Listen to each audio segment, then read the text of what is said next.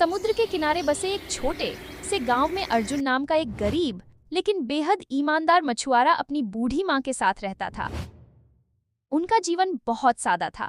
रोज जाल में जो मछलियां आ जाती वही उनका सहारा होती। एक सुबह जब अर्जुन मछली पकड़ने जाने की तैयारी कर रहा था, उसकी माँ को जोरदार खांसी आ गई। अर्जुन ने घबराकर उसकी नाड़ी थामी तो उसे बुखार महसूस हुआ।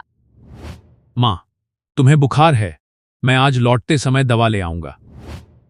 यह कहकर वह जाल उठाकर निकल तो गया, लेकिन समुद्र के किनारे बैठते ही उसकी आंखों से आंसू बहने लगे। मैं दवा तो ले आऊंगा, मगर पैसे कहाँ से लाऊं? आखिरकार उसने गांव के सबसे अमीर लेकिन घमंडी आदमी धनीराम से उधार मांगने का फैसला किया। लेकिन धनीराम ने उसकी गरीबी का मजाक उड़ाया और उसे दुत्कार कर भगा दिया। निराश होकर अर्जुन ने जाल पानी में डाला, मगर पूरा दिन बीत गया, एक भी मछली नहीं फंसी। उसी पल जाल में एक मछली आई और अचानक वह इंसानी आवाज में बोली, मुझे छोड़ दो, मैं एक जादुई मछली हूँ। अगर तुम मुझे आज़ाद कर दोगे तो मैं तुम्हें एक कीमती मोती दूंगी, जिससे तुम अपनी माँ का इलाज करा सकोगे। अर्जुन की आंखों में आंसू आ गए। अगर तुम कुछ न भी दो तब भी मैं तुम्हें आजाद कर दूंगा।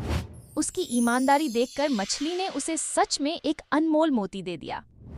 अर्जुन ने वह मोती गांव के व्यापारी सेठ धर्मदास को बेच दिया, लेकिन सेठ ने उसकी सादगी का फायदा उठाकर बहुत कम दाम दिए। बाद में वही मोती धनीराम तक पहुंच गया और दोनों के दिल में लालच जाग उठा। जब एक दिन अर्जुन के जाल में सैकड़ों मोती निकल आए तो धनीराम और धर्मदास ने मिलकर साजिश रची। रात के समय डाकू बनकर वे अर्जुन के घर आए, मोती लूट लिए और अर्जुन को मारकर समुद्र में फेंक दिया। सबने समझा अर्जुन मर गया है, लेकिन किस्मत को कुछ और ही मंजूर था। समुद्र की लहरें अर्जुन को एक सुंदर जादुई द्वीप तक ले गईं, जहां मोतियों से बना एक शानदार महल था। वहां उसे पता चला कि वही मछली दरअसल मोतियों के महल की राजकुमारी थी। उसने अर्जुन को बचाया था। मैं सिर्फ उन्हीं की मदद करती हूँ जिनके दिल में लालच नहीं होता। कि राजकुमारी ने उसे फिर से कई कीमती मोती दिए और एक योजना बताई ताकि लालची लोग खुद अपने अंजाम तक पहुंच जाए। जब धनीराम और धर्मदास लालच में आकर उस महल तक पहुंचे और ज्यादा दौलत मांगने लगे, तो राजकुमारी ने उन्हें एक पिंजरे में कैद कर दिया।